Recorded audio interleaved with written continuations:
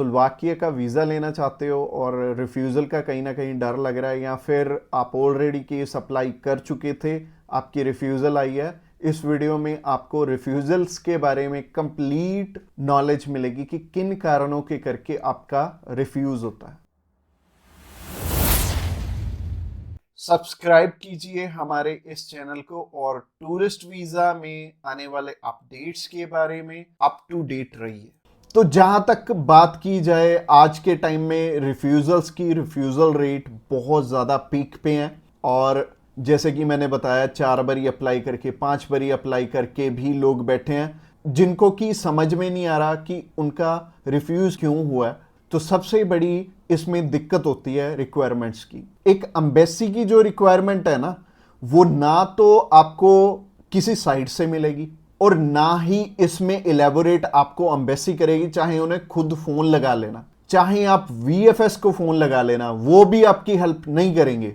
और तीसरी चीज आती है यहाँ पे कंसल्टेंट्स।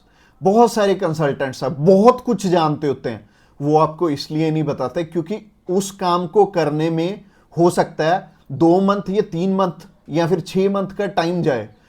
तो मेनली बात यही है कि जब भी हमने टूरिस्ट वीज़ा अप्लाई करना है, हम ध्यान से देख लें कि हमारी रिक्वायरमेंट पूरी हो रही है और किसी अच्छे कंसल्टेंट के थ्रू ही अप्लाई करना। मैं तो एक चीज़ बोलता हूं कि बड़े नाम के पीछे तो कभी मत जाना। देखो अभी कोई बड़ा नाम है तो उन्हें कोई फर्क नहीं पड़ता कि आपका वीज़ा आए चाहे आपका रिफ्यूज़ हो, बट हाँ जैसे हमारे जैसी कंपनीज हैं जो कि अप्लाई करने का भी खर्चा बहुत कम लेते हैं और इसके बाद भी आपको पूरी सपोर्ट करते हैं हर एक फील्ड में, हर एक चीज में आपकी डॉक्यूमेंटेशन बहुत अच्छे से बनाते हैं। क्योंकि जितने नॉमिनल कॉस्टिंग हम लेके चल रहे हैं ना, अगर आपका वीजा आएगा तभी हमारा बेनिफिट है। अगर आपका वीजा आएगा, आप 10 रेफरेंस हमें दोगे तभी हमारा बेनिफिट है, अदरवाइज हमारा कोई बेनिफिट नहीं है। जो पर्सन आपसे ऑलरेडी 25,000 50,000 रुपए एडवांस में ले रहा है, उन्हें आपकी प्रोफाइल से कोई मतलब नहीं है। अच्छा, दूसरी तरह के कंसल्टेंट ये हैं कि जो हायर साइड पे 20-25 हजार रुपए आपसे पहले भी लेते हैं और 10 लाख रुपए बाद में भी लेंगे। उन्हें भी आपकी प्रोफाइल से बहुत हद तक कोई मतलब नहीं है क्योंकि उन्होंने आपसे एडवांस ले लिया है और उन्हें यह फर्क नहीं पड़ता कि आपका वीजा आए या ना आए। वो अगर 10 केस अप्लाई करेंगे तो उसमें से एक वीजा तो वैसे ही आ जाता है, तो उनके 10 लाख रुपए तो वैसे ही बन गए, तो उन्होंने आपकी टेंशन क्यों लेनी है। तो सिंपल सी बात है, मैंने आपको अपना मोटिव बता दिया है कि हम रिक्वायरमेंट आपकी अच्छे से क्यों फुलफिल करवाते हैं जब भी आपने टूरिस्ट वीज़ा अप्लाई करना होता है, क्योंकि हमें आपसे बहुत कम पैसे मिलने हैं। अगर आपका वीज़ा नहीं आएगा, आपसे हमें रेफरेंस नहीं मिलेंगे, तो हमारा फायदा ही नहीं है इस काम में आने का। इसके अलावा पहला रीजन तो हो गया जो कि रिक्वायरमेंट के ऊपर है कि रिक्वायरमेंट अपनी बहुत अच्छे से समझ लेना और पूरी कर लेना, तभी वीजा अप्लाई करना। और दूसरा रीजन है कि आपके फाइनेंशियल डॉक्यूमेंट्स बहुत अच्छे से फुलफिल नहीं हुए होते। तो फाइनेंशियल डॉक्यूमेंट्स अगर अच्छे से पूरे नहीं होंगे तो एम्बेसी आपको वीजा, आप ही बताइए, कैसे देगी।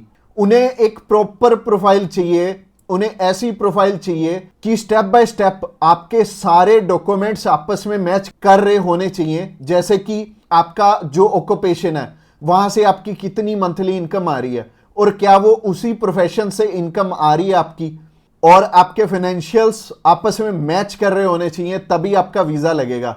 तो अगर आपको नहीं पता है कि आपके फाइनेंशियल मैच कर रहे हैं या नहीं कर रहे, तो आप क्या कर सकते हैं, आप अभी हमें कॉल कर सकते हैं। आप जान सकते हैं कि आपके फाइनेंशियल अच्छे से मीट कैसे होंगे। और कॉल तो आप इस वीडियो के एंड में ही हमें करना, क्योंकि आगे जो रीजन है वो भी बहुत स्ट्रॉन्ग रीजन है कि आपका वीजा इन कारणों से भी हो सकता है। प्रोफाइल का तो मैंने आपको बता दिया कि आप हमें कॉल कर लेना। इसके अलावा जो तीसरा सबसे बड़ा रीजन है वो है कि आपके यहां पे इंडिया में टाई स्ट्रॉन्ग ना होने, यानी कि इंडिया में आपका कोई ऐसा रीजन नहीं है कि आप वापस लौट के आओ। जैसे कि मैरिड है अगर कोई, तो उनकी वाइफ उनका रीजन बनती है वापस आने का, और अगर कोई अनमैरिड है उसको थोड़ी सी प्रॉब्लम ही आती है। बट इसका भी सोल्यूशन है कि आप बेटर है, अगर आप 20-21 साल के हो, 22 साल के हो, तो बाहर जाने के लिए मैरिज तो करोगे नहीं।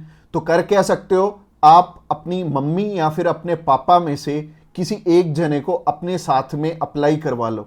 इससे क्या होगा कि अगर मम्मी आपके साथ जा रही हैं, आपका नहीं है वापस आने का स्ट्रॉन्ग रीजन, बट उनका बन गया, तो उनके चक्कर में आपका भी वीजा आ जाने वाला है। तो आप कर क्या सकते हो, या फिर मम्मी या फिर पापा को अपने साथ में अप्लाई करवा लो, तो ज्यादा अच्छा रहेगा, आपका भी टाई स्ट्रॉन्ग हो जाएगा।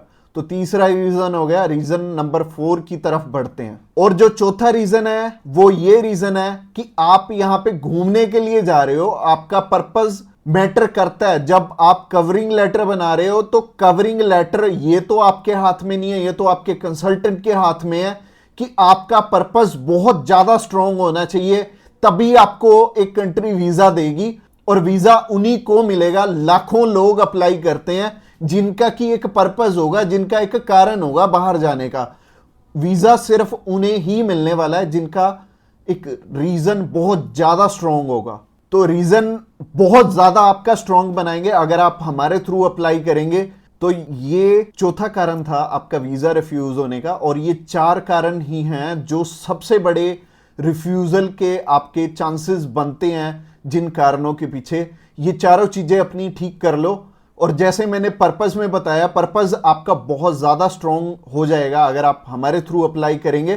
तो अगर आप हमारे थ्रू अप्लाई करना चाहते हैं, आप जानकारी लेना चाहते हैं कि आपके रिक्वायरमेंट पूरी है, क्या आपके फैमिली टाइज स्ट्रांग है, तो आप अभी हमें कॉल करके पता कर सकते हैं कि क्या आपकी रिक्वायरमेंट अच्छे से पूरी है, क्या आपके फाइनेंशियल डॉक्यूमेंट जो कि सबसे ज्यादा इंपॉर्टेंट है आपस में मैच कर रहे हैं।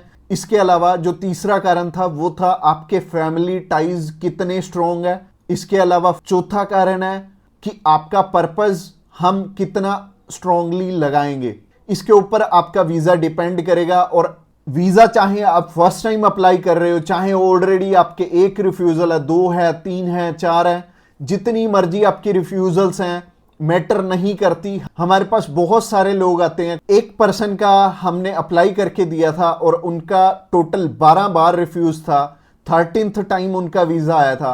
और मोस्टली लोग 1 बारी, 2 बारी, 3 बारी, तो बहुत सारे लोग रिफ्यूज होते हैं। कई लोग तो 4-4, 5-5, 6-6 बार रिफ्यूज होते हैं। इवन उन्हें ये नहीं पता लगता कि हम करें तो करें क्या, वीजा तो हमें लेना है, और लेना भी बिल्कुल सही मायने में है, एक्स्ट्रा पैसे देके नहीं लेना, एक बिल्कुल नॉमिनल चार्जेस में ही अप्लाई करवाना है किसी से। तो उस कारण में वो ट्रैवल हिस्ट्री वाली साइड भी जाते हैं। तो ट्रैवल हिस्ट्री वाली साइड मैं तो बिल्कुल नहीं बोलूंगा कि आपको ट्रैवल हिस्ट्री बनानी चाहिए, क्योंकि इस टाइम एयर टिकट्स ही इतनी महंगी हैं कि अगर आप एक कंट्री में भी ट्रैवल करते हैं तो आपका 70 से 80 हज़ार रुपये लग जाते हैं। इसके अलावा अगर आप 3-4 कंट्रीज में ट्रैवल कर लिए तो आपके 3-4 लाख रुपए खराब हो जाने वाले हैं। और जैसे कि मैंने आपको पर्पस वाली वीडियो में बताया था, 15 से 16 हज़ार रुपये में आप हमारे थ्रू अप्लाई कर लेंगे और आप कम से कम 3 लाख रुपए में अपना 20 बारी अप्लाई कर पाओगे। तो ट्रैवल हिस्ट्री पे बिल्कुल भी पैसे मत लगाना। इसके अलावा अगर आप हमें अभी कॉल करना चाहते हो, कॉल कर सकते हो नीचे दिए गए नंबर पे। और इसके अलावा आप हमें व्हाट्सएप पे भी मैसेज कर सकते हो। व्हाट्सएप पे मैसेज करने के लिए डिस्क्रिप्शन बॉक्स में लिंक है, उस लिंक पे क्लिक करते ही आप हमें मैसेज सेंड कर पाएंगे और हम भी आपकी inquiry as soon as possible हम लेने वाले हैं। और हमारी टीम्स ऑफ एक्सपर्ट्स हमेशा रेडी है और वो सारे टीम मेंबर्स को पर्सनली मैंने ही ट्रेंड किया हुआ है और आपकी हर एक ज़रूरत को वो समझेंगे और फिर उसी अकॉर्डिंग आपको गाइड करेंगे। और आपको बिल्कुल भी टेंशन नहीं लेनी, जब भी आपने वीज़ा अप्लाई करना है आप हमारे थ्रू ईजिली कर सकते हैं। अगली वीडियो हमारी सी टाइप के वीज़ा के ऊपर रहने वाली है कि सी कैटेगरी में बहुत सारे हमारे पास ऑप्शन होते हैं अलग अलग, जिनके थ्रू की वीज़ा अप्लाई करने में हमारा पर्पस बहुत स्ट्रॉन्ग हो जाता है। तो सी टाइप में जैसे कि बिजनेस वीज़ा हो गया, स्पोर्ट्स वीज़ा हो गया, कल्चर वीज़ा हो गया, मेडिकल वीज़ा हो गया, तो ये सारे वीज़ा के बारे में हम बात करने वाले हैं जो कि हमारी नेक्स्ट वीडियो रहने वाली है। तो आपने क्या करना है, हमारी नेक्स्ट वीडियो को भी जरूर ध्यान से देखना।